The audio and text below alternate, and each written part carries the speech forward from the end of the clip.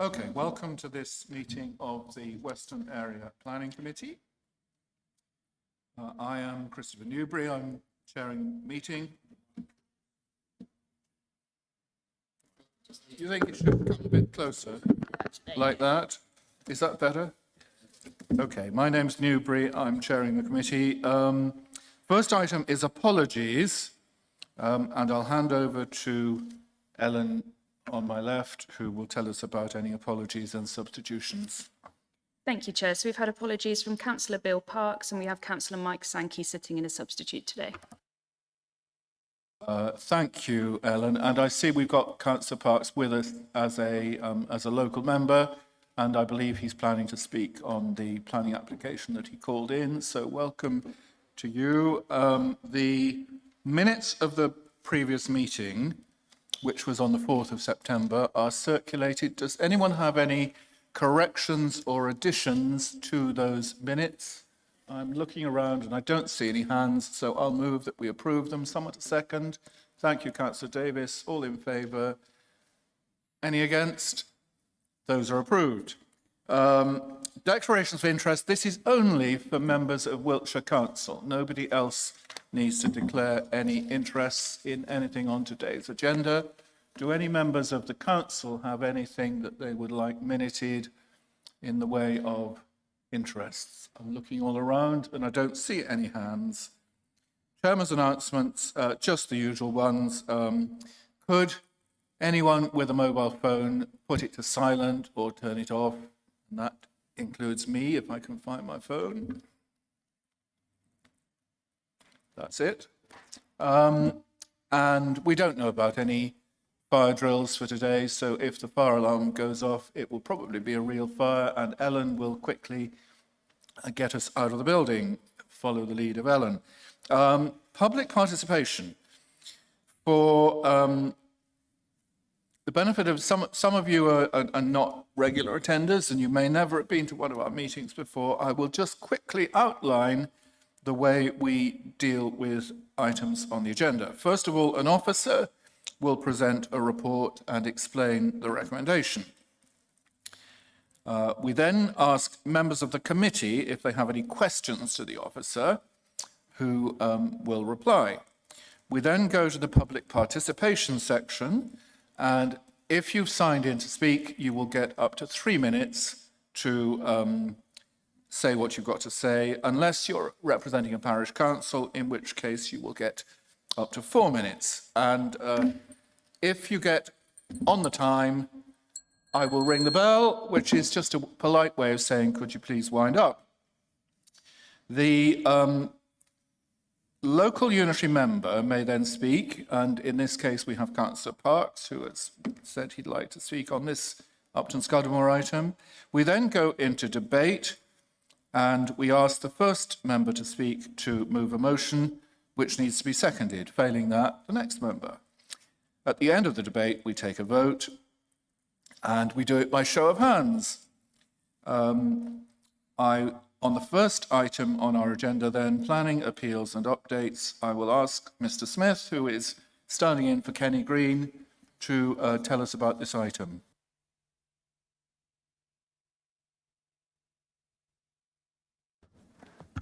Thank you, and apologies once again for not being Kenny Green. So there are only two appeals that, as you see listed in your agenda. The first is at Philip Close in Melksham. It was a short shrift decision, dismissed for a single dwelling based on cramped conditions, contrived design and out of character with the locality, poor living conditions, etc. And actually handled by our very own Verity there, so congratulations there on a good win. And the other one is from Storage Road in Westbury, which some of you probably are aware of. It was dismissed for up to 200 dwellings.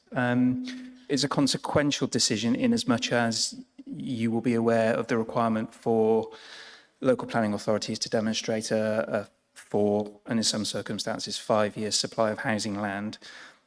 Up until this decision, Wiltshire Council had been able to demonstrate a 4-year supply in compliance with the NPPF. However, this inspector concluded that we no longer have that, so it's a sub 4-year supply.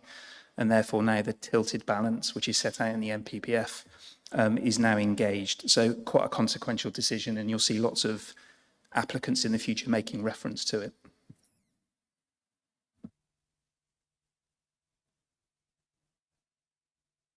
Although I should say, if you have any questions on that, I'd be happy to answer what I can now, but it is a complicated subject in terms of the tilted balance. Thank you, Mr. Smith. the requirements of You're NPPF. not to know, this wasn't on our last agenda, but it was raised by a speaker in the open forum, and we then had a discussion about it, and Kenny Green told us quite a lot. I'll let you carry on because there will be members of the public who didn't hear what was said, and that is a very important item. Does anyone have any questions? Any members of the committee have any questions? Only Councillor Clark.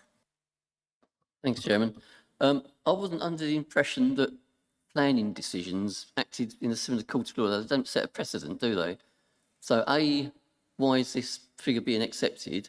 B, why do we have to accept it? Why isn't Wiltshire Council saying our figure is our figure? If you dispute it, you can dispute it. Surely, I could just come up with a calculator and say, well, I'll make it 4.9 years. It'd be total rubbish. But it just seems odd that an inspector can say something and everybody is then believing what he says, or she says if it had been a woman, obviously. But what relevance is there when the council spends hours annually doing these figures, and this inspector has presumably spent a couple of hours poring over a calculator, and yet we're bearing down to what is being said in this report? Smith.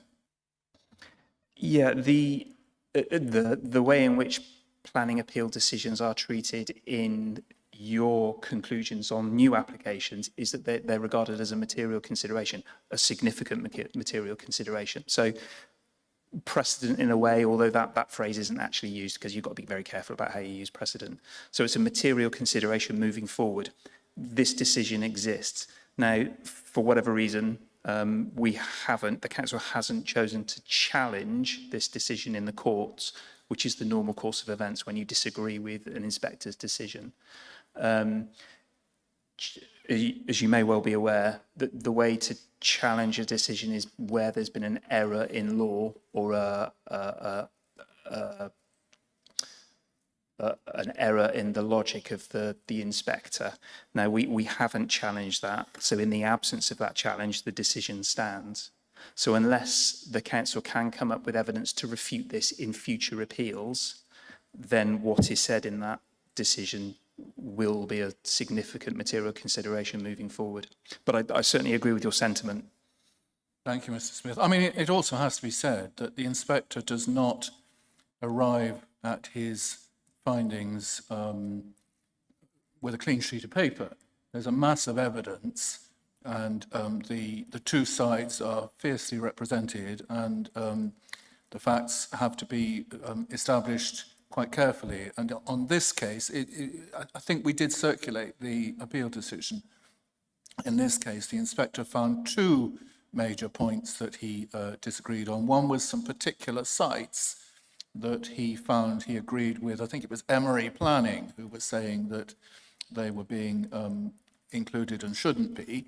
And then the other one, which was a more significant one, was that the inspector found what he considered to be double counting on the windfall allowances for the smaller, what are called the smaller sites. And as Mr. Smith says, we haven't challenged that. And I believe when we got to, Councillor Seed will fill us in, when we got to the Semmington Road Melksham appeal, I think officers accepted the 3.85-year figure, didn't they, Councillor Seed? Yes, Chair, I attended that appeal, and the barrister accepted the lower figure, made no attempt to argue against it. And we actually, having been in a position from this committee to and refused, we just caved in. I can't use any other word for it. So I was just trying to defend the inspector a little bit. Councillor David. Sorry, I don't want to extend this too much because we've already got a lot of conversations on it, but something you just said just struck me as new to me. So are you saying that during an appeal, as well as an inspector making, as Councillor Clark puts it, a relatively quick calculation compared to the calculations we take a year to do. It's not like a couple of hours, but it's clearly, you know, a relatively brief time spent making a calculation and determining that our land supply is different to what we have said it is, that the council also has an opportunity at an appeal to make a different calculation to the one that is in the last housing land supply paper. That's something that I would encourage the council to do if there are any relevant appeals, because that would seem to be a way of regaining the 4-year land supply if it can be proven to an expected satisfaction. But also, it sort of reinforces the point I've been trying to make, which is I do not understand why we can only produce a housing land supply statement once a year, and that based on almost a year, a baseline date of almost a year before, when during an appeal, we're able to do it in real time. I can't see why we can't have a living document, as it were, a dashboard, so that any moment in time we can see what our housing supply is and read it off, and thereby also increase it reasonably quickly without waiting another year, waiting for the next annual statement to come out. I think this is really a question for strategic planning officers. I just wanted to make the point. Mr. Smith is not really in the firing line on that, but I believe you're right. I don't believe there's any reason why we couldn't issue a housing land supply statement every Friday if it suited us. And Mr. Smith is nodding. It's just that, as you say, oh well, I think probably we better move on from that. But are there any other questions to the officer about the planning appeals and updates? I don't see anyone indicating, so I'll move that we note that report. And someone to second. Thank you, Councillor Ernie Clark. All in favour, please wave. Any against? Any abstentions? Right, that is noted.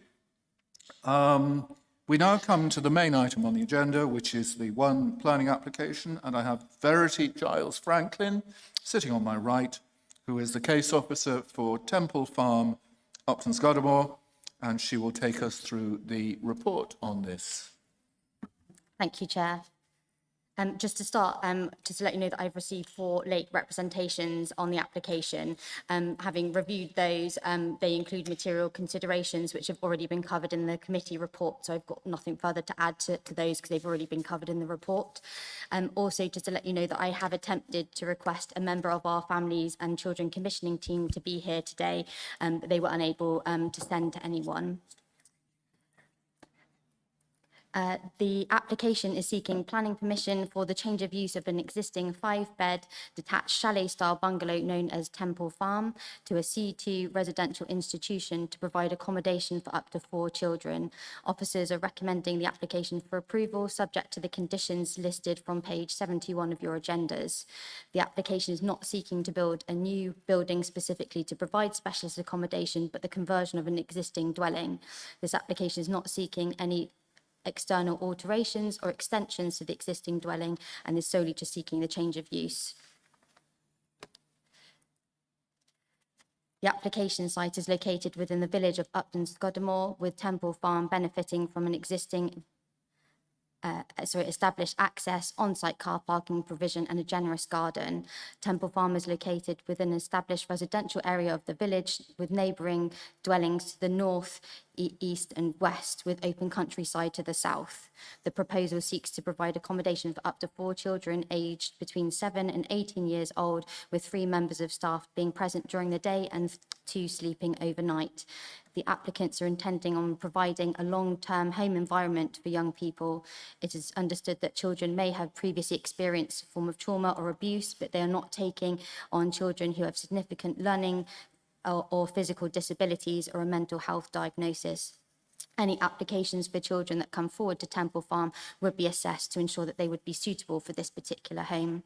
The applicants intend to run the home as close to a family home as possible, with staff carrying out duties such as weekly food shops, taking children to school, attending parents' evening, and taking children to local clubs, for example. The application does include extending the existing on-site car parking provision, which is shown by the area hatched in grey. This is provide additional on-site car parking provision and to ensure that there is space on site to accommodate 5 vehicles to park, and also to ensure that there's sufficient space so that vehicles can turn and leave the site in a forward gear. The extension to the existing driveway would be surfaced in a shingle or gravel, which would not itself require planning permission, as it would be completed in a permeable surface, but the applicant has provided this drawing just to show the improvements that they are proposing to the on-site car parking arrangements. So I know the text is quite small on there, but this is the key policy that the application has been assessed against, which is core policy 46 of the adopted Wiltshire Core Strategy. This policy supports the provision of specialist accommodation, including that for young people. The policy does include such accommodation to be located in sustainable locations, but the policy does not solely restrict specialist accommodation to be provided within principal settlements or market towns. It is appreciated that Upton Scudamore is a small village, but when assessed against the criteria listed within this policy, it is considered that the proposal does comply with these. The Council's Families and Children's Commissioning Team have confirmed that there is a genuine need in the county to provide homes for children, with there being a need to provide a variety of residential homes in Wiltshire. For some young people, a rural location would be more suitable for some children's needs. The applicants have shared a copy of their location risk assessment, which is required for Ofsted purposes, and this has been reviewed by our Families and Children Commissioning Team. The team have reviewed this and considered Temple Farm to be a suitable location and a safe space for children to live in. I fully appreciate that there have been a number of concerns raised about the contents of the applicant's local location risk assessment, which have been expressed within the representations I've received on the application, and the local concerns relating to the proximity of the application site to Salisbury Plain, the railway to the west, the A36 and the A350 roads have all been duly noted, but these constraints would exist for any family or occupier of any of the existing properties within the village. It is also important to mention that Ofsted would also be assessing the suitability of the property and its own location as part of its own registration process. Ofsted have a legal, are the legal authority for approving a registered children's home, and it would be Ofsted who would fully consider the suitability of Temple Farm as a children's home in relation to their own regulatory requirements. In addition, the location risk assessment would be reviewed yearly, in addition to Ofsted inspecting the property on at least an annual basis. So it's not just the planning system that would be relevant in this particular case. The applicant would also need to be registered and follow Ofsted's processes themselves in order to get the home registered. In terms of neighbour amenity, it is appreciated that there would be some additional traffic movements to and from the dwelling during staff changeovers, but the number of likely trips is not considered to be unacceptable. It is considered that the proposal would not result in harm to neighbouring amenity when compared to the existing lawful use of the dwelling as a 5-bed dwelling, which is of a size that would be capable to accommodate a large family. This slide just shows the application site, which is sort of outlined in red. It shows you where some of the existing roads are. This area sort of hatched here with the sort of red triangles shows the start of where the Salisbury Plain danger zone is. And then this black line sort of depicts where the railway line is. In terms of access to services and facilities, it is duly noted that Upton Scudamore does not have many within the village itself. The village is, however, close to Westbury, which is about 3 miles away, and Warminster, which is about 3.4 miles away from the application site. Both nearby towns offer a range of facilities and services, including supermarkets and schools, which existing residents from the village would also benefit from. Therefore, the proposal is not seen to be any less sustainable compared to the existing properties. It is also important to appreciate that CP46 does not require such facilities and service to be within walking distance or within the respective settlement, but to be accessible from the site, which they would be. It is appreciated that there would be some reliance on private vehicles to access the necessary services and facilities, but when balanced against the genuine need to provide children's accommodation in the county, and given the existing situation of the property being used as a private dwelling, where occupiers would also have some reliance on private vehicles, it is considered that the proposal does comply with CP 46. These site photographs just show where the existing access is and where the existing sort of on-site car parking and turning space currently is, which again would be sort of extended into the front garden to provide the necessary on-site car parking and turning space. This site photograph is taken from the rear of Temple Farm, which is looking towards Swallows Lee to the east, which is sort of about 20 metres away from the Temple Farm dwelling. This photograph is taken from the sort of rear of the garden of Temple Farm, which again is looking eastwards. So you can see where the existing dwelling is and a garage that's associated with it, with the neighbouring property, Swallows Lee, over to the east. This photograph is taken again just from the rear outside of Temple Farm, looking towards Cherry Croft, which is just shown sort of in the background there, which is about 25 metres away. To conclude, there has been a genuine and evidence need in the county to provide homes for children. This proposal is not seeking the construction of a new building to be used for specialist accommodation, but a change of use of an existing 5-bed dwelling, which could be used as a family home. Its proximity to Westbury and Warminster is duly noted, and therefore the proposal does not amount to an unsustainable form of development. It is considered that the proposal complies with the relevant policies of the core strategy, and it is therefore recommended that planning permission is granted. Thank you very much.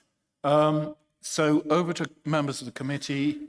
Do you have any questions to Verity Giles Lambert? And I see Councillor Viger first. Yeah, Then so, Councillor Suzanne Wickham. thank you. I've got a few questions, actually. So it seems to be that the crunch question here is there good access to services and facilities? Do we define good in the Wiltshire core strategy in this respect? No, we don't. So have you any guidance to the committee as to how we should define good this afternoon?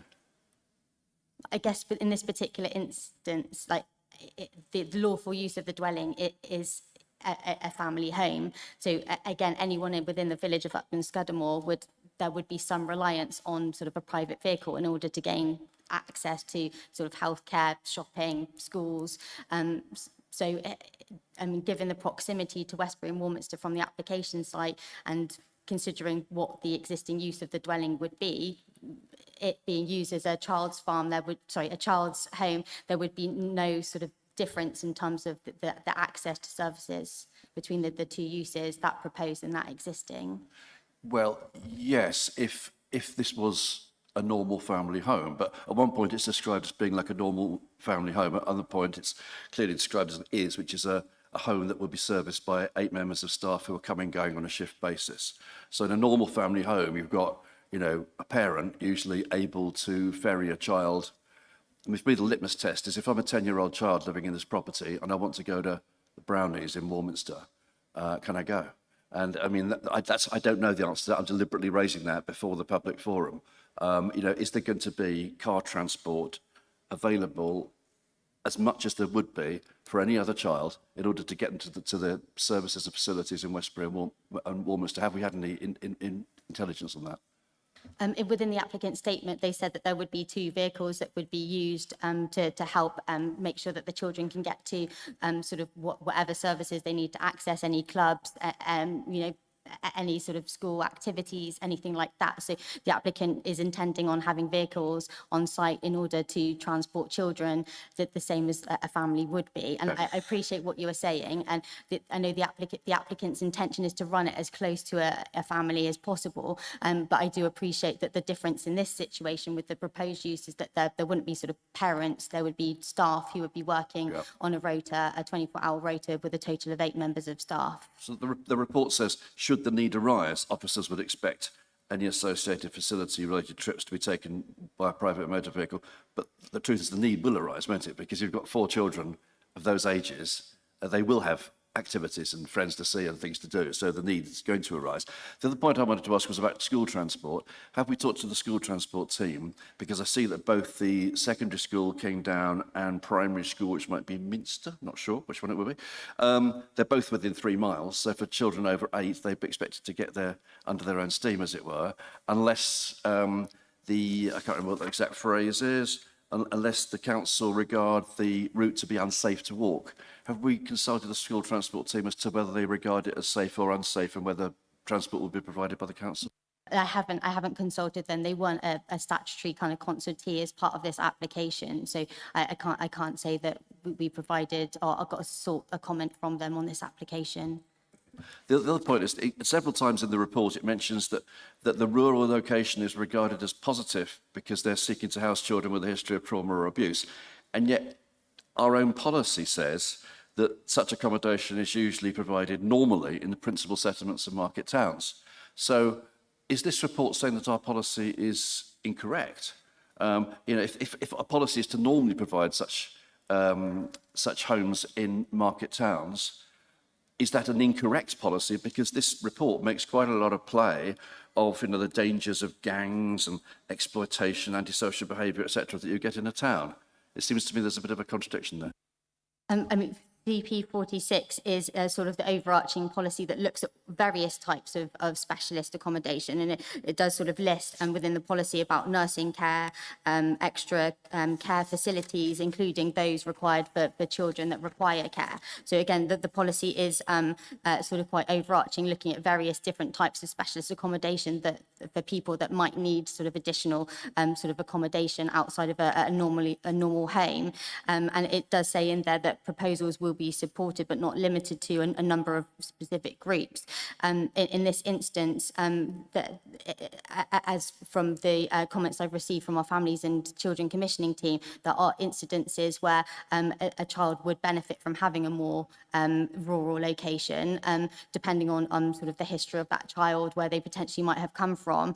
Again, that would be something for Ofsted to just double check that they're happy to have a home in this location that has that rural setting. But the advice I've got from our families and commissioning team is that there would be a need to provide a variety of different housing, with some of that being rural, because that would be more of a benefit for certain children.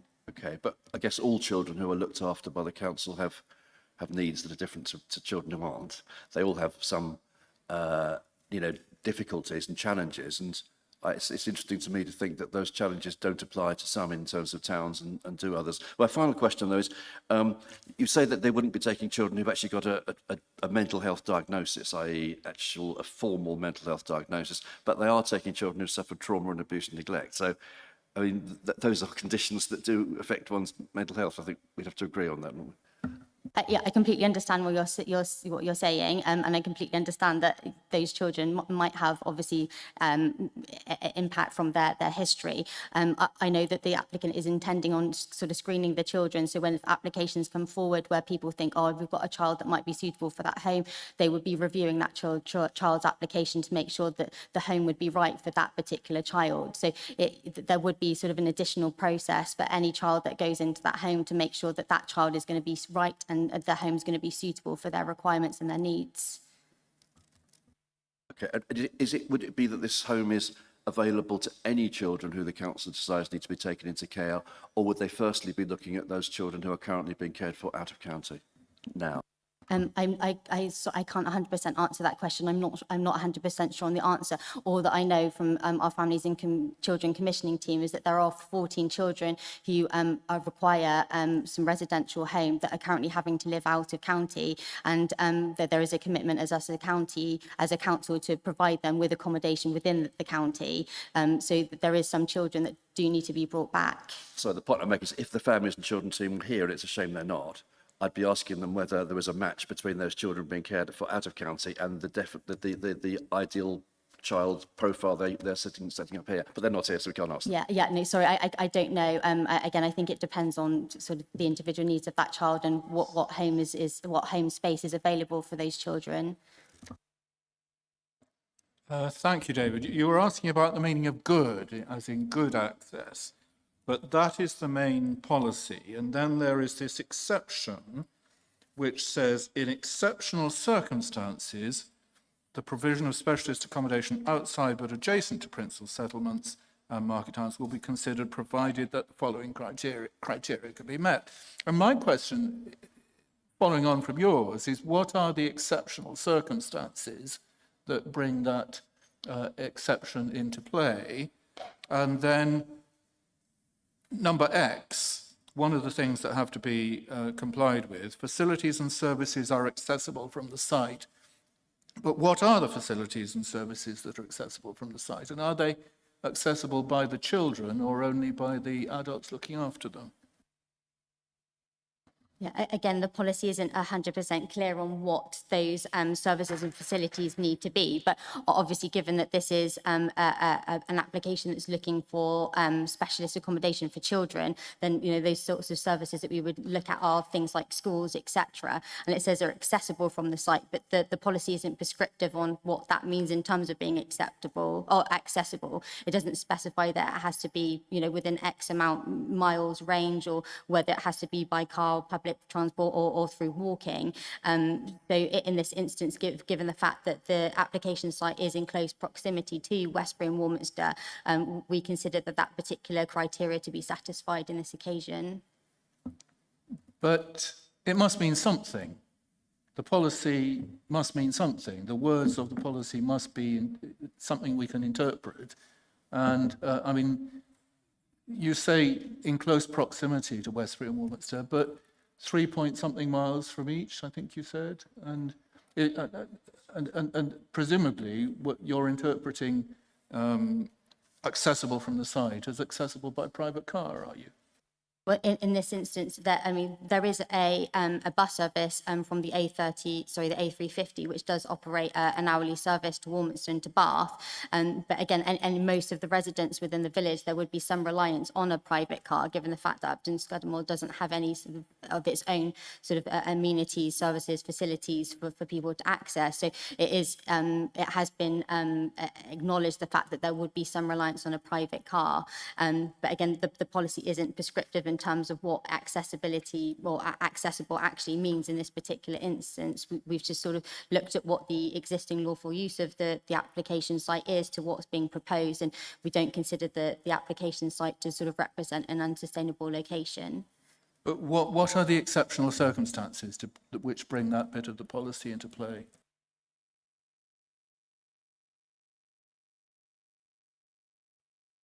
The exceptional circumstances are those four main criteria that are listed within the policy, and that they list the exceptional circumstances where we would consider specialist accommodation to be located outside but adjacent to principal settlements and market towns.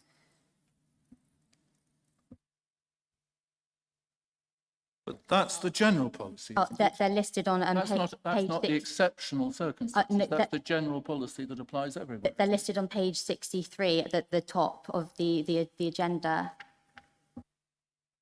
No, those are the criteria that have to be met if there are exceptional circumstances. But my question is, what are the exceptional circumstances which mean that those are the criteria we should be looking at? I don't know whether you would be able to chip in. If this works.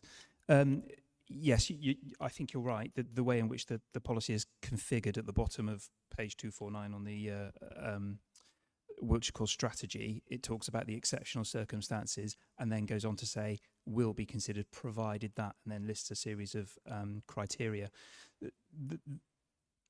The report does go through that subsequent set of criteria and say that there isn't a problem in terms of meeting those. I would certainly say that in terms of the exceptional circumstances, if you read the totality of the report, it's kind of setting out the fact that it's of a scale and intensity of use that is not wholly dissimilar to how you would find a domestic dwelling house.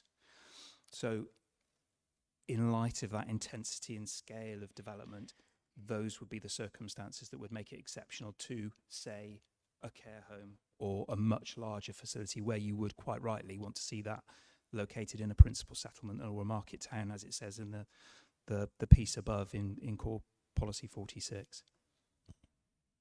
Okay, well, we'll move on, but I'm just puzzled that if those are exceptional circumstances, they would apply to almost any normal residential house, wouldn't they? Yeah, I mean, I should add, I suppose, the policy and the strategy as a whole doesn't define what exceptional circumstances means, and therefore we have to rely on our old favourite phrase of fact and degree. So it's a matter for the committee to come to a conclusion whether you think those exceptional circumstances exist. You have the recommendation from your officers, but obviously it's for you to make that decision. Thank you, Mr. Smith. I just thought David started us down a very interesting line there. Are there any other... Oh, I beg your pardon. Councillor Suzanne Wickham is waiting. Thank you, Chair. Am I right in thinking that the applicants currently rent the property?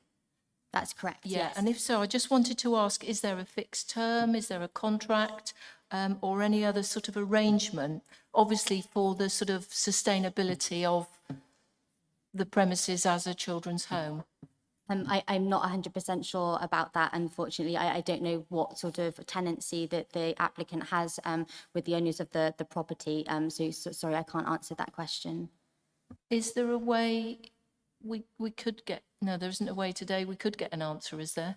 Well, we've got the agent and two of the applicants with us signed in to speak, so they will hear you posing that question, Councillor Wickham, and they may wish to answer it. Thank you very much. I see... Shall I go to my, do you want me to hang fire or go to my second question? Oh, yes, please, over to you.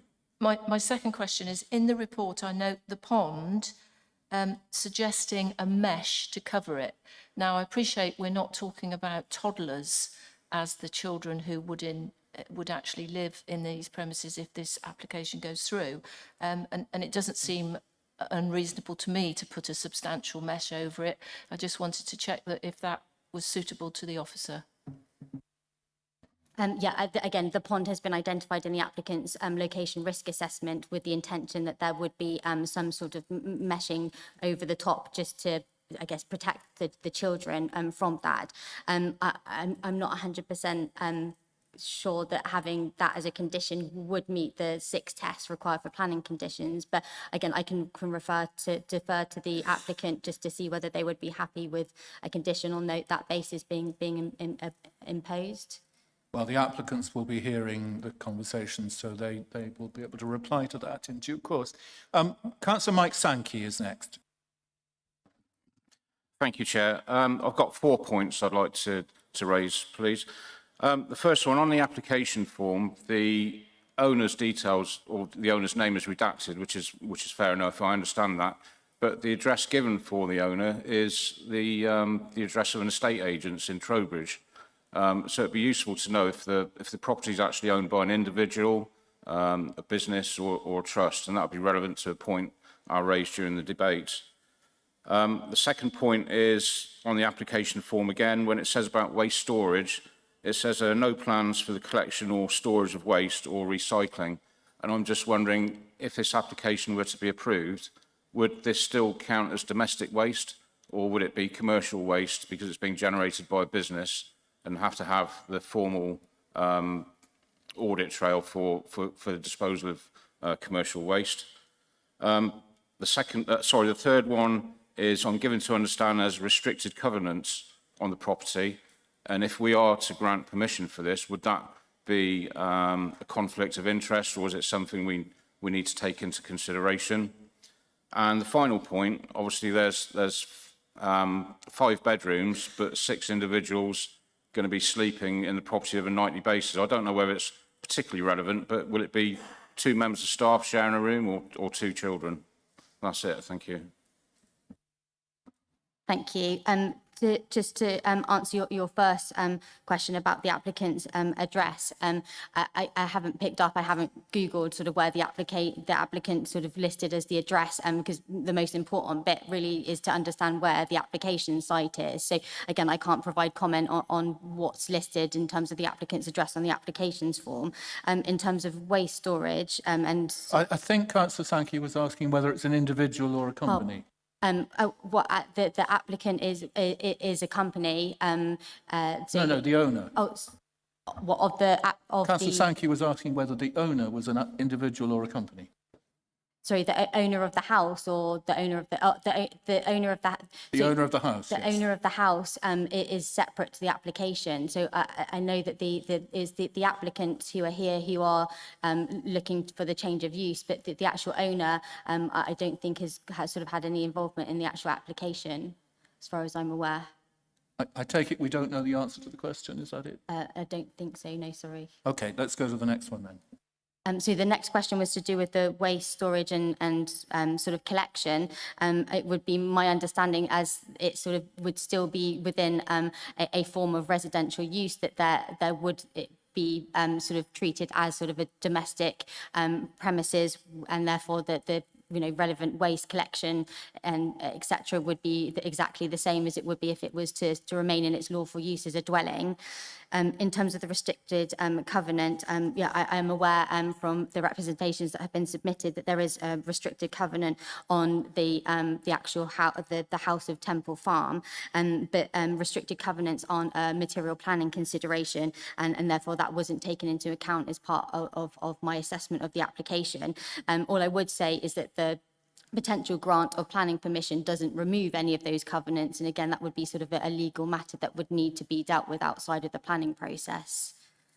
And then the fourth question, can you remind us? Yes, sorry, it was about the sleeping accommodation, wasn't it? The existing dwelling does have 5 bedrooms, you're quite right, but on the ground floor there are a number of sort of communal rooms which can be set up depending on what's sort of required for the children, for play, for homework, etc. And one of those rooms also can be converted into a bedroom that would be used by a member of staff. All of the 4 children would have access to their own bedroom. There would be no children sharing rooms. They would all have their sort of allocated independent bedroom. So we're treating it as a 6-bedroom house? It would be used as that, so that there would be that accommodation being able to be provided on the ground floor for an additional staff member. Okay, I think that answers your questions, except for the first one. Are there any other questions from members? Councillor Andrew Davis. Thank you, Chairman. I think as planning goes, there was the point yesterday that was made at the site visit that this is technically a regular-sized house that would accommodate a normal family, but of course this particular thing is slightly different. And I see that in the report it says that, that there will be people that won't have certain, like the mental health issues and things like that. But we can't, as a planning committee, we can't condition that, can we?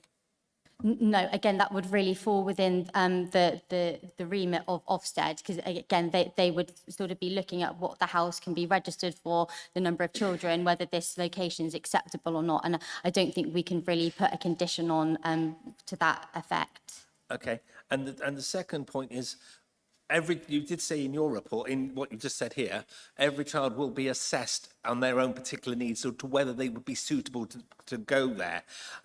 So that, for that reason, then our concerns about, because we as a planning committee are going on the planning reasons. The concerns about a lot of the things that was talked about, that Councillor Vigo talked about, would probably be covered by the assessment of the particular individual child. Is that correct? So yeah, so I mean, basically, I think the applicant would receive children that might be suitable for that premises. We're sort of assessing whether the change of use of this site as a sort of residential institution would be acceptable or not. And again, we can condition the maximum number of children as sort of detailed from page 71. But again, I don't think we can sort of go beyond kind of conditioning what sort of children, etc., would be suitable in this house, because again, that would be sort of stepping on sort of Ofsted's feet, really, in terms of that process. That was the point I was trying to make. We've got to look at this on planning grants. And finally, one other point, the point about the school transport for that. I think I'm aware, having done school transport appeals, I don't think there's a full, complete pavement from Upton Scudamore into any of the schools in Warminster. So for that reason, the children would probably be eligible for a school transport because they would not be a safe walk to school. Thank you. Thank you, Councillor Davis. Are there any other questions to the officer I'm not seeing any hands indicating, so we go back to the list and we then come to the public participation section. And I have the list here of speakers who signed in. I have Mr. Spencer, who is a local resident who is objecting. I have Mr. Gareth Jones, who is the applicant's agent. I have Mr. Sam, I don't know how to pronounce it. Is it Choles or Choles? Okay. And then Ms. Claire Bates, who is also an applicant. And then lastly, I have Councillor Leslie Welsh, representing Upton Scudamore Parish Council. And we take you in more or less that order because our procedures say we take objectors first, then supporters, and lastly, the town or parish council. So, first of all, Mr. Spencer, are you there? Okay, over to you, sir. Thank you, Chair. I'm here to firmly oppose this planning application, and we fully support the other objections before you. We also fully support the view that the children concerned deserve a stable and nurturing home. Such a home must be appropriately located and not impose undue risks upon existing residents. Our concerns are not NIMBYism, but are based on rigorous professional analysis. This application fails to demonstrate need. According to Wiltshire Council's Families team, the demand for such facilities will soon be met by existing arrangements, rendering this proposal redundant. This directly contravenes the clearly stated core policy 46. The applicant suggests that this setting will provide a normal family life for vulnerable children. Such claims are deeply misleading. The proposed site at Temple Farm is wholly unsuitable for the specialised needs of these children. We are convinced that due diligence on safety has not been carried out. If approved, we want to hear where the committee's certainty comes from. The location risk assessment is flawed, with 14 significant errors, including these critical failures. There is no acknowledgement of the risk posed to the many elderly and vulnerable residents, including 8 people nearby. The claim of transport connectivity is totally false, and this contravenes core policy 60. The risks from the nearby railway line are dangerously overlooked, including 2 rail bridges and an unmanned crossing on the children's designated walking route to school. The applicants acknowledge that the children in their care are at risk of absconding. Yet, for example, 3/4 of the time, local railway stations are unmanned, making the proposed risk mitigation measures entirely inadequate. The representation of local demographics is grossly inaccurate. There are only 17 children in the village. Upton Scudamore's lack of basic amenities and road safety issues makes it impossible for children to access services without a car, making it a violation of the sustainability principles in core policy 60. Contrary to the claim, there is no compelling advantage to approving a home in Upton Scudamore, making the proposal blatantly inconsistent with core policy 46. In conclusion, granting approval for this application will place both the children and our community at unnecessary risk and breach Wiltshire Council core policies. The children and current residents deserve far better. And for these reasons, we strongly urge the committee to reject this planning application. Thank you for the opportunity to express our concerns. Thank you, Mr. Spencer. The next speaker then is Mr. Jones, who is the applicant's agent.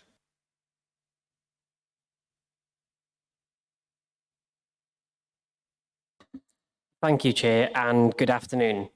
The application seeks the change of use of an existing 5-bedroom dwelling house into a C2 residential care home to care for up to 4 children. There is an urgent need for such facilities within Wiltshire.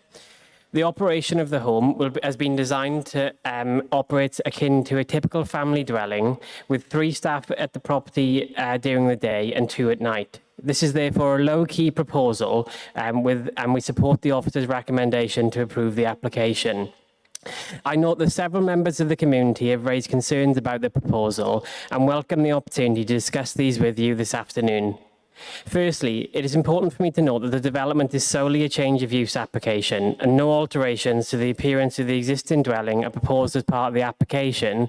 The only works within the curtilage of the property would be to extend the car parking area as detailed in the committee report.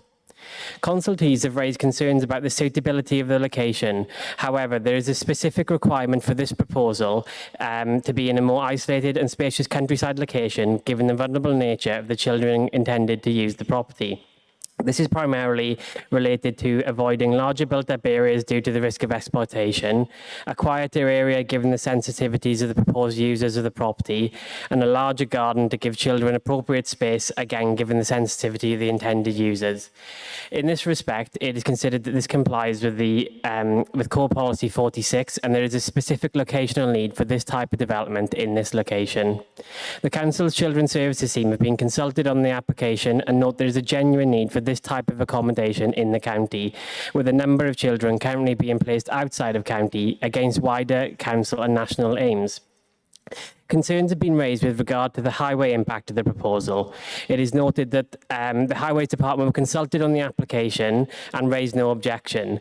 The Highways officer has confirmed that in the last 5-year period for Upton Scudamore, there has only ever been 1 recorded accident involving injury and no reported pedestrian accidents.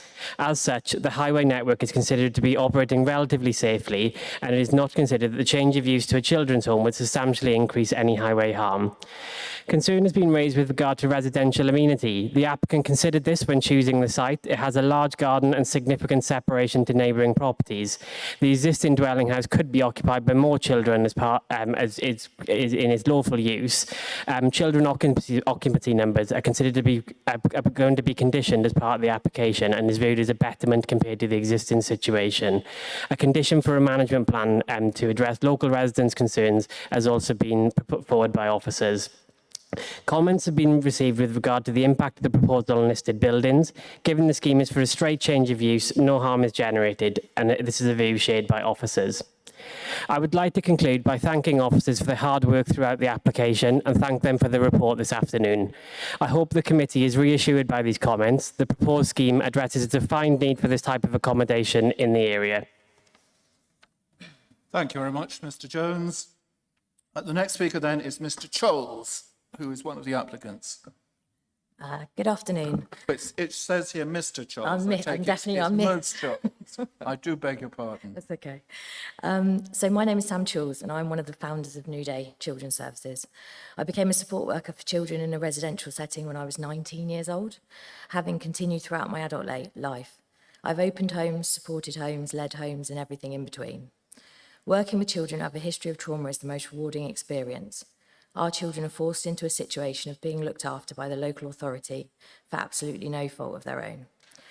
We found Temple Farm and immediately fell in love with the home. It is an ideal location with a large amount of communal spaces, family-style lounge and kitchen diner. The house is fully detached with gardens surrounding it, and the village is close enough to 2 towns, but not too close that children would be able to access anyone who could attempt to exploit or further abuse them in line with their specific needs. I agree wholeheartedly with consultees when they say that they have a tranquil and picturesque village. How amazing for a child who has experienced abuse, neglect and trauma to wake up in the morning and feel safe, secure and happy in Upton Scudamore. Finding the right child for the right home is key to our operational ethos, and we will be reflective of our surroundings at all times. We want our children to be part of the community, recently receiving flyers through our door for a CPR workshop and a Macmillan bake sale in the village, both of which would have been a great opportunity to help our young people understand how to support local community. We want our children to flourish into adults who are independent and build safe and trusting relationships, something we feel will be fostered by our surroundings. Just to answer two previous questions, we will have a 3-year lease on the property initially from when we receive planning permission. And the owners, there is an owners of the property who live abroad. They are just owners, it's not from the letting agent. A final message from me is that we care immensely. You cannot do this job without doing so. You certainly can't do it for 20 years. I can tell you that myself and Claire hold the absolute highest expectations for ourselves, the home we are providing, and the young people we will provide a home for, who we want to grow into key members of the community. Thank you. Thank you, Ms. Choles. And next is Claire Bates, who is the other applicant. Thank you for taking the time to hear this case. My name is Claire Bates and I am one of the founders of New Days Children's Services. I've been working in children's services for the last 10 years and the last 5 of these running a children's home for 4 young people in a rural village in Wiltshire. The need to support vulnerable children is at an all-time high in this country, and unfortunately Wiltshire is no exception.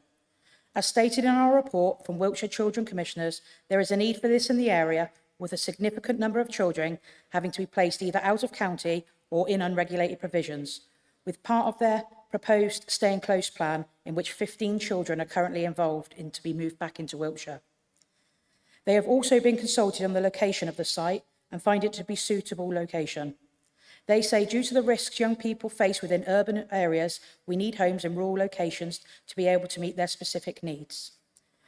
To answer one of the questions earlier about the pond, we are happy that a condition would be put in place for us to put a mesh over that. So just to add that in. I can understand some of the concerns that have been put forward by the residents of the village, and where we can, we have acted upon these. We have looked to work with the community, including the parish council, through the application, including providing open days at the home to allow for conversation and questions to be asked.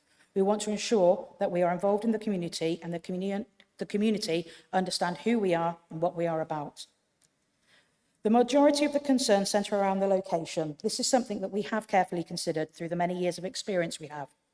Children that have suffered trauma and abuse need a quiet space to begin to build trust again in adults and to help them keep them safe from external factors.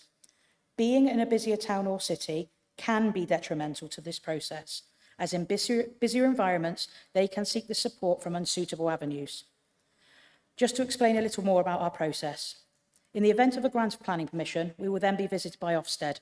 Ofsted will inspect the home to look at whether it is suitable for children to live in, whether we have considered the location of the home and that this is suitable, as well as interviewing myself, who will be the registered manager of the home, and Sam, who will be the responsible individual. This will ensure the highest quality of care will be provided for our vulnerable children. They will also look at whether we meet our statutory regulations. Only when they are happy with all this, we will become registered as a children's home. Ofsted will then inspect us at a minimum of once a year, ensuring that we are continuing to give the standards of care expected, as well as looking at the regulations we are inspected under. One of these areas is complaints. Each complaint will be looked at by Ofsted to ensure our response and actions from these are appropriate, and if at any time Ofsted are not happy with anything within the home, they have the power to stop us from taking children or operating at all as a children's home. Temple Farm is a 5-bedroom family home, and although our family may look a little different to others, this is what we are. Thank you for your time. Thank you, Ms. Bates. And then next is Councillor Leslie Welsh from Upton Scudamore Parish Council, and I see you there. Core Policy 46 states accommodation for looked after children should normally be provided within principal settlements or market towns with good access to services and facilities. Even in exceptional circumstances, any location should respect the character of the settlement. The clarity of this policy is in stark contrast to this application, which appears to have been poorly researched at the outset, resulting in continual updates. In addition, work commenced on the interior of the premises even before the first application was submitted. The applicant's attempt to circumvent the planning process by applying for a certificate of lawfulness was rejected for the reasons that the proposal is for a materially different business-based residential institution with paid staff, and also highlighted the adverse effect on immediate neighbours and generally upon the local rural village environment. The risk assessment submitted after this decision had clearly been carried out by someone with no knowledge of the village and used out-of-date information. The population data shows 22 young people between the ages of 10 and 19. There are, in fact, 6 teenagers in the village. It details a non-existent number 58 bus service with a bus stop at the Angel Inn. There is no bus service. In fact, it would be impossible for buses to navigate the narrow lanes and tight bends which comprise the unclassified road network throughout the village. There has been no provision for primary-aged children for many years, and secondary school students use the number KD1 provided by Kingdown School with drop-off points at the bus shelters on the A350. Children qualify for free transport on that bus, as the walking route designated by Wiltshire County Council is deemed to be too dangerous and unsuitable for use. It should be noted that the planning report has simply accepted the information regarding the bus service. The route to the bus shelters through the village is described as a residential road, implying a dedicated pedestrian footpath. The roads, for the most part, have no pavements and minimal shelter for pedestrians from passing traffic. We have to step aside for oncoming traffic before continuing our journey. Educational and leisure facilities are located in the principal settlements with good access to services and facilities. Fairfield Farm is for children and adults aged 16 to 25 with additional needs, and the proposed residents would be excluded given that the applicants state they will not have significant learning or physical disability or mental health diagnosis, although the planning report has again accepted its inclusion. Other suggestions, such as Longleat, would be expensive, and it's unlikely the residents would make significant use of the indoor bowling facilities in Bristol, given the access difficulties involved. Even a basic evaluation would have shown that Upton has no facilities to offer young people. There is no village hall. There are no open public spaces where young people can enjoy leisure pursuits. The only public buildings are the pub and the Anglican Church of St Mary the Virgin. The only regular social activity is a once-monthly coffee morning attended mostly by our senior citizens. Had the applicants Had the applicants attended any of the parish council meetings convened to consider the regular changes or surveyed the site, they would have seen that. We stress our prime concern is for the health and well-being of the young people who will be expected to cope with very little outside contact. The applicants themselves state there are no spaces where young people would choose to meet. The only leisure activity within the village is walking or cycling. The planning report states there are stretches of public highway through the village that have limited pavement provision. Actually, the only viable stretch of pavement is a short length outside the church.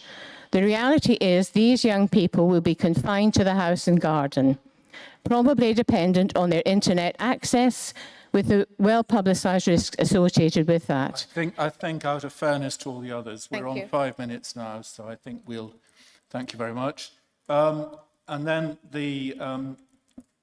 I usually invite the officer to reply to the public forum, but I think, shall we hear from the local member, Councillor Parks, and then go back to the case officer? Councillor Bill Parks, over to you. Well, thank you, Chair, and members. Forgive me if perhaps I fringe upon some topics and aspects that have already been mentioned, but it is important. But firstly, I'd like to thank the planning officer for her report and presentation, I know just how long and arduous a journey this application has taken reaching this stage. As elected members, I am sure that we all understand our role as corporate parents and our responsibility towards looked after children and care leavers, and to facilitate as far as possible secure, nurturing and positive experiences. I want to place on record that I understand that Wiltshire Local Authority has a statutory duty to provide suitable accommodation for looked after children, and that a range of placement options should be considered. Currently, Wiltshire has a high proportion of children living in residential care out of county, and we know that the outcomes for those children are best met in the community where they have consistency in regulated services that promote links to the families. The village of Upton Scudamore offers none of this, but I do acknowledge and appreciate the applicant's good intentions. However, there is considerable opposition to this application within the village, and the parish council have requested that I bring this before the committee for consideration. I query its compliance with Wiltshire Core Strategy. Core Policy 46, meeting the needs of Wiltshire's vulnerable and older people requires that specialist accommodation be provided in sustainable locations, ideally within principal settlements or markets towns, where services and facilities are easily accessible. Upton Scudamore, a small rural village, lacks the facilities and services accessible from site essential services, transport links and amenities necessary for a children's care home.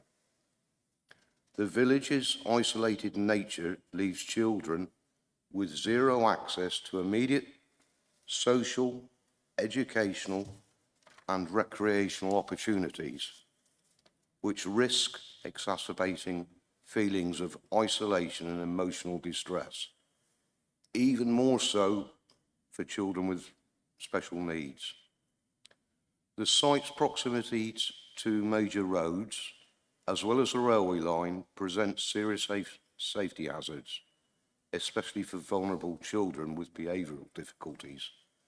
The submitted risk assessment fails to address these adequately, and the village environment lacks the infrastructure and supervision levels needed to ensure the safety of these children, as required by Core Policy 46.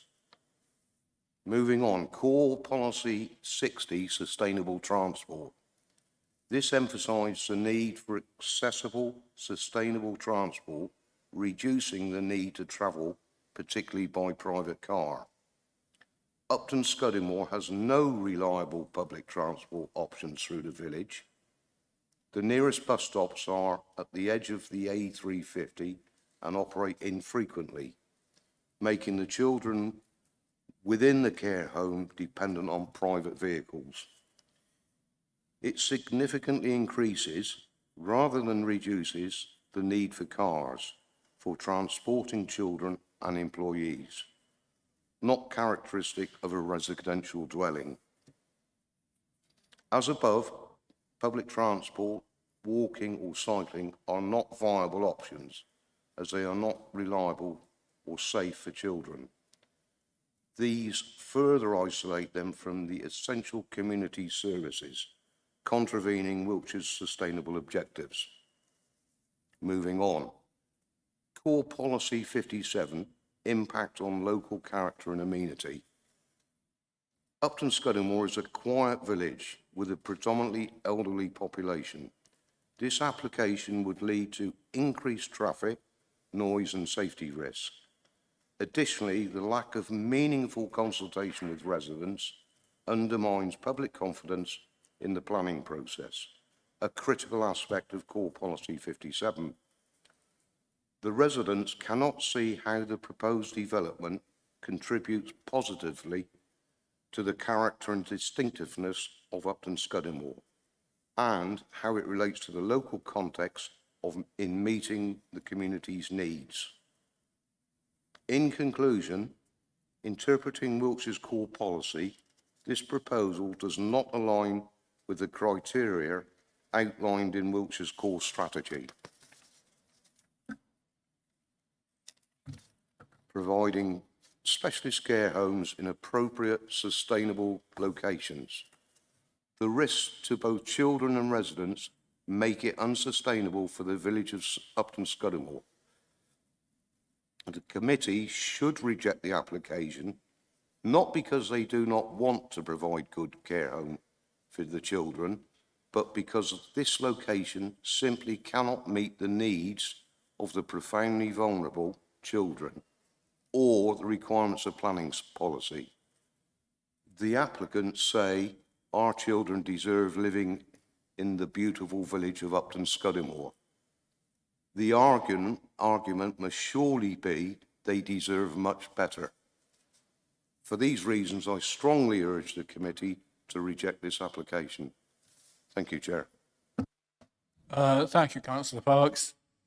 That then brings us back to the case officer, who may wish to respond to the points raised in the public open forum. Thank you, Chair. There was just sort of a couple of additional points that were picked up during that section just then, which I thought I'd just cover off. Some aspects have already been covered in my presentation and in the report, so I'm not going to go over that again. All I wanted to say was that the applicant isn't proposing any extensions or external alterations to the dwelling, and it's within their interest and the interest of the children that they're intending on housing for it not to look like it's a care home. So there won't be any sort of signage or anything to advertise that it is a children's home. They want it to be as close to a family home as possible. I know that obviously the use of a home from sort of a more traditional sort of family setup, that there would be a difference with there being sort of members of staff that would be coming and going as part of their shift pattern. But it would ultimately be run as close to a family home as possible, and it would still be within a form of residential use. It's not meant to look like it is or be identifiable of anything else, rather than, you know, just a home for children. In terms of the access to facilities, as previously covered in my presentation, as set out in the report, the lawful use of the dwelling is as a 5-bed dwelling house, which could be occupied by a family who may have 4 or more children, and the occupiers of that would have sort of no greater access to facilities or services as would the children if it was to be permitted as a children's home. So I think it's important to realise that it is the lawful use of Temple Farm is as a dwelling house, and the occupiers of that would have the same limited access to facilities in the village as children from the children's home would. You know, and there would be, as I've already said, some reliance on a private car in order for them to access certain services, facilities and amenities, given the absence of those within the village itself. Just turning back to the point about the need for a children's home, again, I'm just referring back to one of the responses I received from our Families and Children's Commissioning team, who said that they have sort of reviewed the location of Temple Farm and consider it to be a suitable location due to the risks that certain young people might face within an urban area, and there being a need, an identified need for having rural locations in order to meet the needs of certain children. Given the fact that Upton Scudamore has a very low crime rate, lower than the national average, is seen to be a benefit of having Temple Farm and making it a good location for certain young people.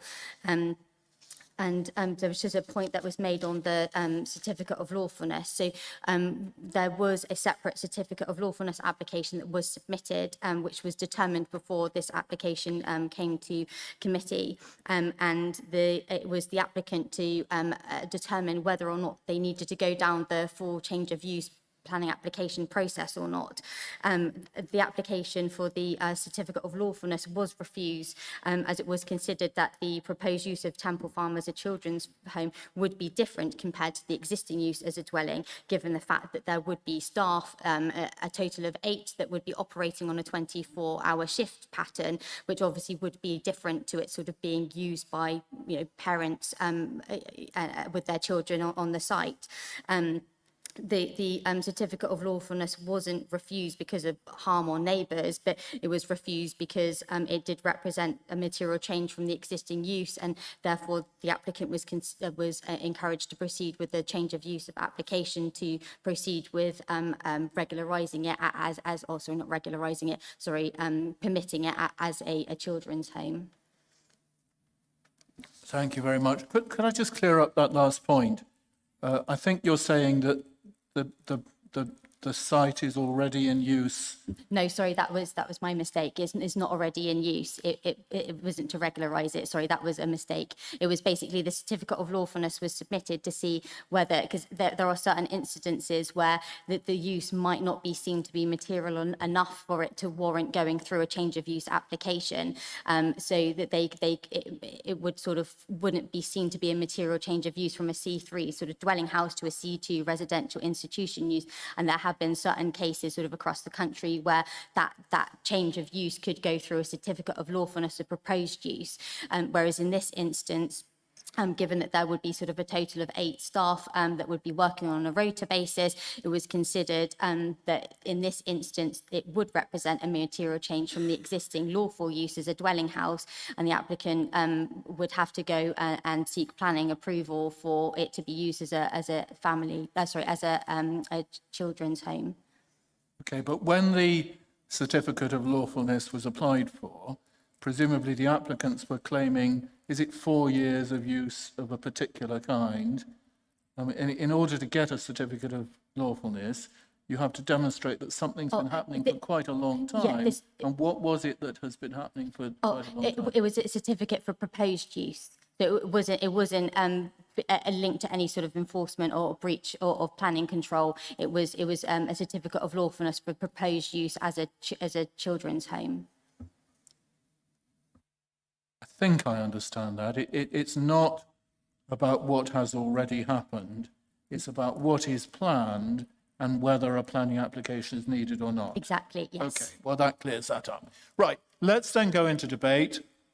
I see Councillor Palmen indicating, and Councillor Stewart, I beg Stuart Wickham.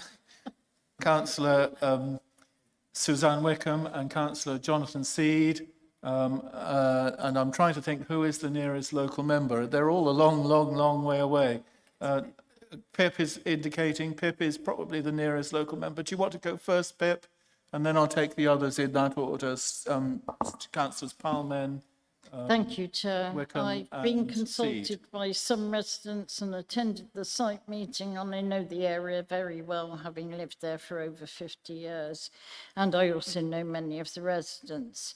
I am not going to make a proposal as the first speaker, as I would like to hear the views of other councillors.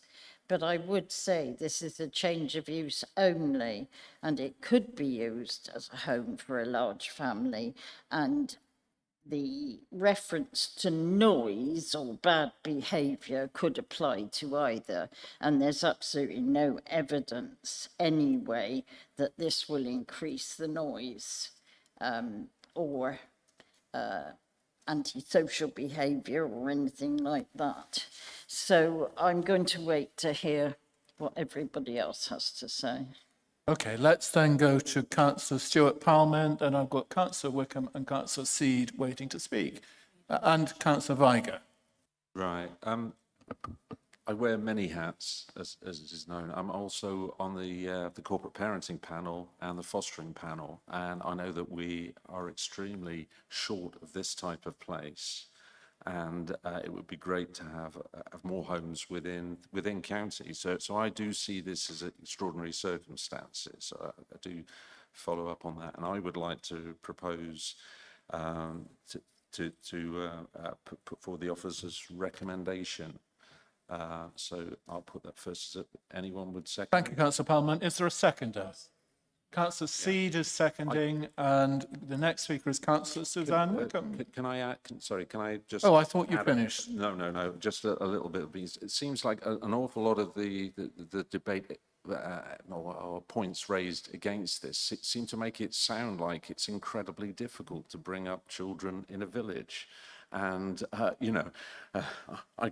I grew up near a village, and we used to ride out on our bikes a couple of miles, meet friends out there, and it was a fantastic place for them to be brought up. No, I just don't really understand. I don't think anything's changed. We have the internal combustion engine. People drive around to drop their kids off. Even in Trowbridge, if someone's going to Scouts in Trowbridge, it's a big area, not a village, but everyone goes by car and are taken to their different functions. It's no different in a village, and that village is not very far from a lot of major towns. So I just don't see what the issue, and I think it's an absolutely wonderful place to bring up children. Okay, I think I pressed the wrong button. Okay, over to Councillor Suzanne Wickham. Thank you very much, Chair. I was actually really surprised when we attended the visit yesterday at the facilities in terms of the size of the garden. I think there's just so much potential there for children, and also the intimation that they'd be able to grow veg and that sort of thing. So I think that's a huge positive. And really, to comment on Councillor Parman's speech just now, my husband and I brought up our children in Keevil, which is a small village. Zero facilities in terms of clubs or activities for children, absolutely nothing. And it was our normal practice once a week to drive to Melksham for swimming club and sit there and wait and then come home. And then on a Tuesday and a Thursday every week, we drove to Devizes for Air Cadets. Unfortunately, we had to drive home again because it was a long session, then back again to pick them up. But that's what parents do.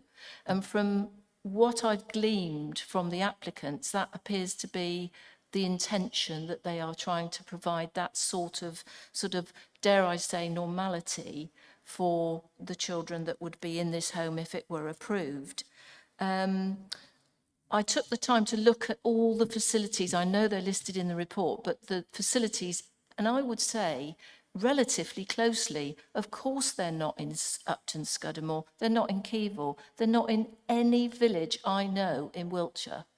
All of these different facilities. There might be the odd brownies or Scouts or whatever, but you have a vast array of opportunities to entertain, educate, keep them fit in terms of swimming pools, gyms, taekwondo, goodness knows what. Either in Westbury, which hasn't been mentioned, brilliant youth club, Warminster Westbury Youth Club, our area board supports it, very, very active. Both of those would be absolutely fine and not exactly a million miles away. So I don't personally feel that it's anything outrageous that the applicants would have to drive these young people to those activities. I would also like to comment that Wiltshire Council absolutely needs these type of provisions, and I think this one, because of the size of the property and the size of the garden, appears to be very suitable.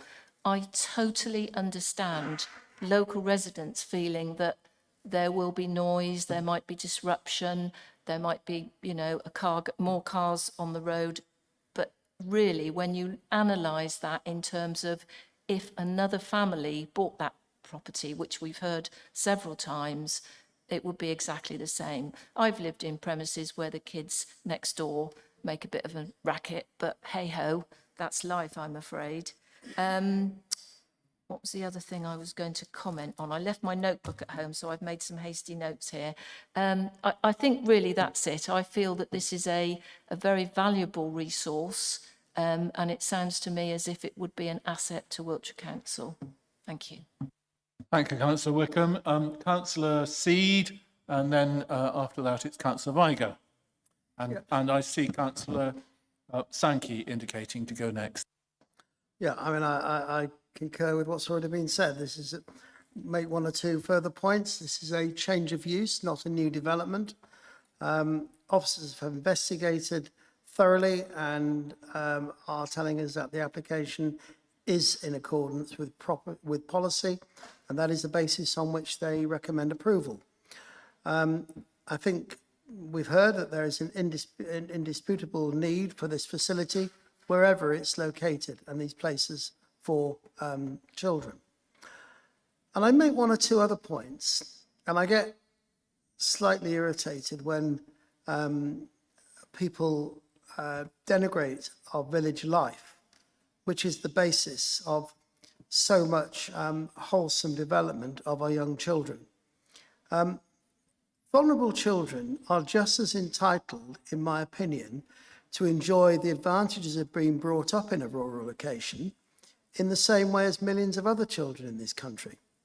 We visited this site yesterday, and in my opinion, children having the advantage of growing up in such a comfortable house and with the use of such a large garden must mitigate against the absence of other more urban facilities. And in general, we might say that gave them a chance that it might otherwise not have had and clearly deserve. Therefore, I'm pleased to be able to second Councillor Pullman's proposal. Thank you, Councillor Seed. I think Councillor Viger is next, and then Councillor Sankey. Yeah, I think this is a very difficult decision for us to make. I don't take it's quite as clear-cut a view as the three previous speakers. Having brought up children in a town, I know that if you're a kid in a town, once you get to a certain age, you can walk to school, you can walk to see your friends, you can walk to all your activities. You're not dependent on your parents. And everything is, services, facilities are on your doorstep. If you're in a town or even a neighbourhood, some of a town, if you're in a village, you are dependent on your parents, and great parents, good parents do ferry their kids back and forth to all these activities.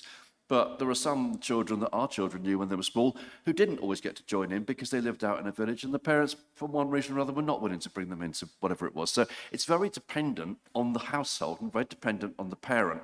That's why I asked the questions at the beginning. For me, the litmus test is if I'm a 10-year-old, can I get to Warminster to go to the Brownies or the Cubs, And I haven't had an absolutely categorical answer to that question.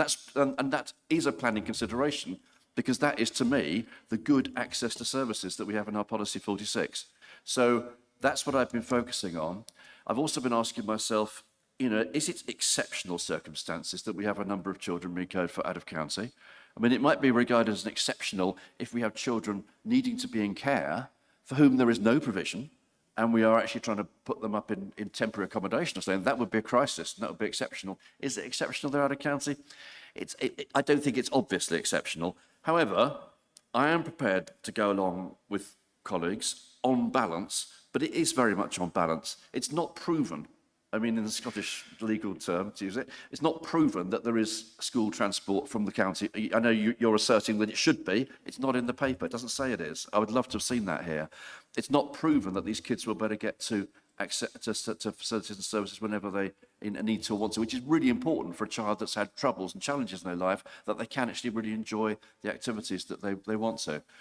I'm looking at the Ofsted criteria, and I'm seeing that they have principles to help their inspectors when they're reviewing applications, and that does include that location should enable children to safely and where appropriately independently access community resources, schools, public transport, health centres and other facilities. So in a sense, I think I'm thinking we can pass this one to Ofsted, and I really do hope that when you have that conversation with them, that it does become clear that these children are not isolated and that they will be able to have good access to services and facilities. And with that little element of trust, I'm prepared to support the proposition. Councillor Sankey is next. Thank you, Chair. For me, I believe the fact that we've got children in care outside the county does constitute exceptional circumstances. But one of my big concerns was, as Councillor Wickham alluded to when we were questioning the officer, was the sustainability of the site. And I was worried that if it was a private landlord and they suddenly decided, well, this is an expensive house worth a lot of money, I think we're just going to sell it where would that leave the children? So I'm reassured to hear that the applicants will benefit from a 3-year lease. My main consideration when I came into the chamber today was the concerns raised by the parish council. And I think there are a lot of legitimate concerns there. But I think if this application goes away, I think it's going to go, I think we need to look at the parish council and say that the council and the applicants have got an obligation to work together to mitigate some of those concerns that have been raised, to make sure that the residents of this home are integrated into the community, are made to feel welcome, and can take part in community activities. So that's all for me, Chair. Thank you, Councillor Sankey. Are there any other speakers? If not, I will go back to the mover of the motion, who was Councillor Stuart Palman, to see if you wish to sum up. No, I think everything's been said, really, so straight to the vote. Okay, in that case, I'll go to the vote. It's been moved and seconded for the officer's recommendation exactly as in the report. All in favour, please show. 1, 2, 3, 4, 5, 6, 7, 8, 9. Any against? Any abstentions? So that is permitted. Thank you to everybody, including the local member, for coming along to help us with your input on that. And the decision notice will probably be issued tomorrow, I imagine, will it, Mr. Smith? Good, good. And that is the end of the meeting. Nothing else on today's agenda. Is that for me? Thank you very much, Alan. Did you want me to sign the minutes of the last meeting? Oh, is that? Just there. There? There you go. Could you lend me a pen, please?